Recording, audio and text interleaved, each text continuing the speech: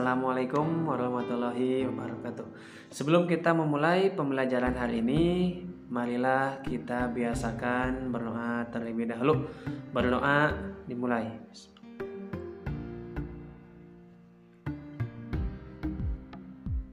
Selesai. Bagaimana kabarnya anak-anak? Mudah-mudahan kita semua selalu diberikan kesehatan. Amin ya rabbal alamin.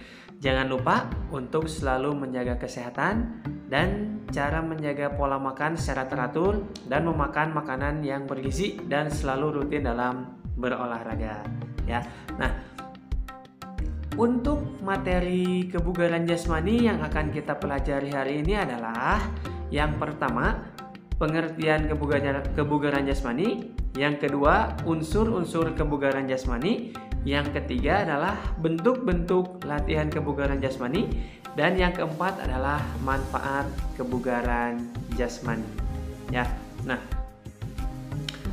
di dalam tubuh yang sehat tersimpan jiwa yang kuat. Ya.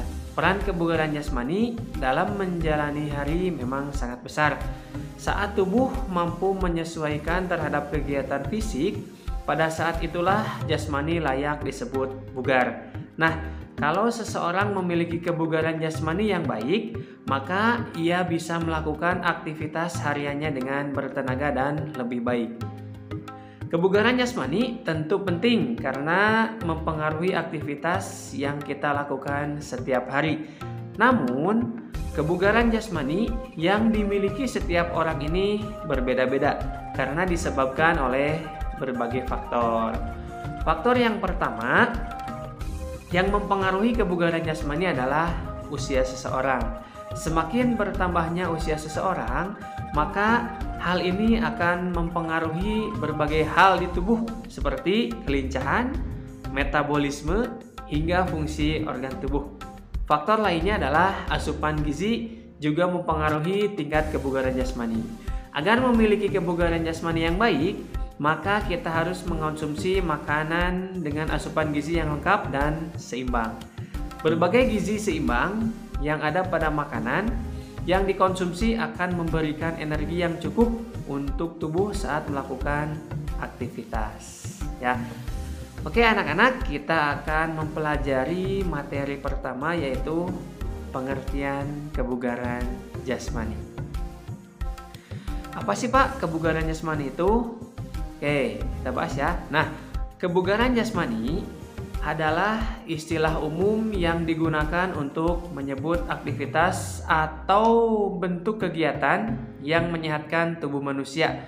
Semakin baik kebugaran jasmani seseorang, maka semakin kuat juga fisik atau daya tahan tubuh yang dimilikinya. Jadi, kebugaran jasmani bisa disebut juga kemampuan yang dimiliki seseorang agar dapat melakukan kegiatan sehari-hari dengan lebih ringan dan mudah. Oke. Nah, yang kedua, kita masuk ke unsur-unsur kebugaran jasmani. Di dalam kebugaran jasmani ada banyak unsur yang terdapat di dalamnya. Di antaranya adalah kekuatan, daya tahan, kelincahan, kecepatan, kelenturan, dan koordinasi. Tetapi kita akan fokus di unsur kekuatan dan kelenturan. Yang pertama adalah kekuatan atau strength. Kekuatan adalah kemampuan yang sangat erat hubungannya dengan adanya proses kontraksi otot. Misalnya berjalan, berlari, melompat, melempar, menendang, mendorong, menggendong, dan sebagainya.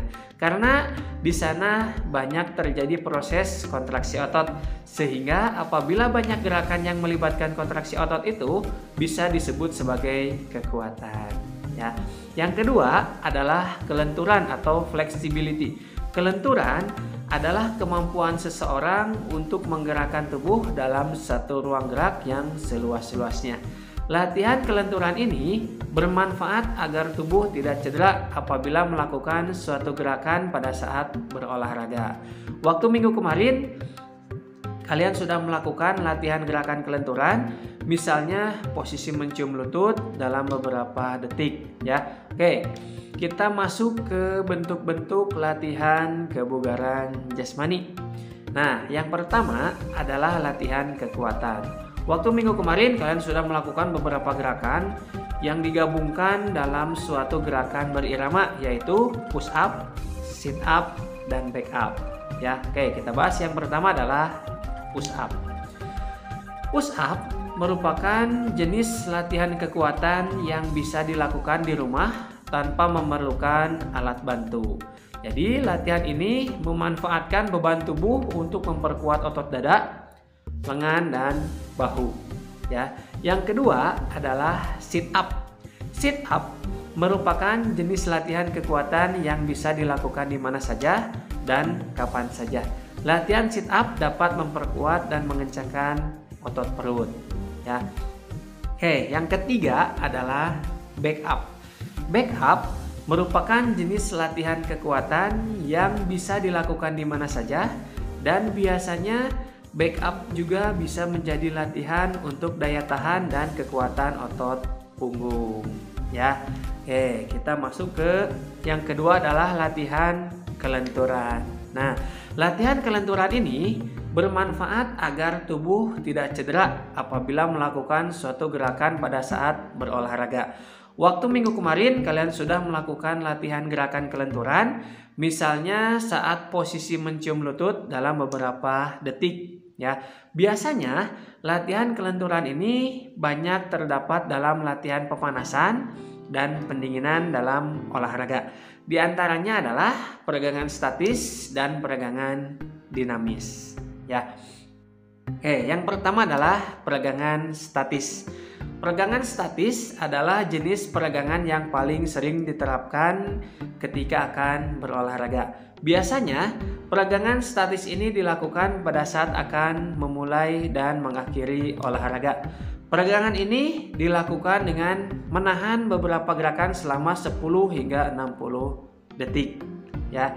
Nah, yang kedua adalah peregangan dinamis. Nah, peregangan dinamis ini adalah peregangan yang dilakukan dengan gerakan berulang-ulang dengan irama tertentu. Misalnya menggerakkan tangan, ya, 1, 2, 3, 1, 2, 3, 2, dan seterusnya. Oke, itu merupakan peregangan dinamis. Yang terakhir, kita masuk ke manfaat latihan kebugaran jasmani untuk tubuh. Oke, yang pertama adalah manfaat latihan kekuatan. Ya, manfaat latihan kekuatan bisa meningkatkan kekuatan dan massa otot. Jadi, apabila di antara kalian ingin memiliki otot yang bagus dan ototnya menjadi kencang, harus banyak latihan kekuatan. Ya, oke. Manfaat latihan kekuatan bisa juga memperkuat sendi. Dan yang terakhir, manfaat latihan kekuatan bisa untuk mengurangi risiko cedera saat berolahraga, karena latihan kekuatan ini membuat otot-otot dalam tubuh kita menjadi kuat. Ya.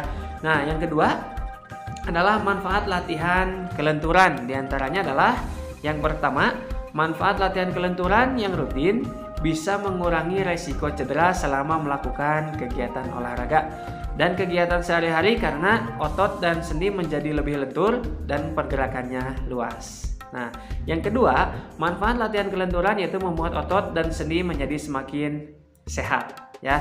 Dan yang terakhir, manfaat latihan kelenturan bisa meningkatkan elastisitas otot, ya. Oke, alhamdulillah materi yang kita pelajari hari ini sudah selesai. Mudah-mudahan materi bisa bermanfaat buat kalian. Jangan lupa minggu depan kita melakukan tes.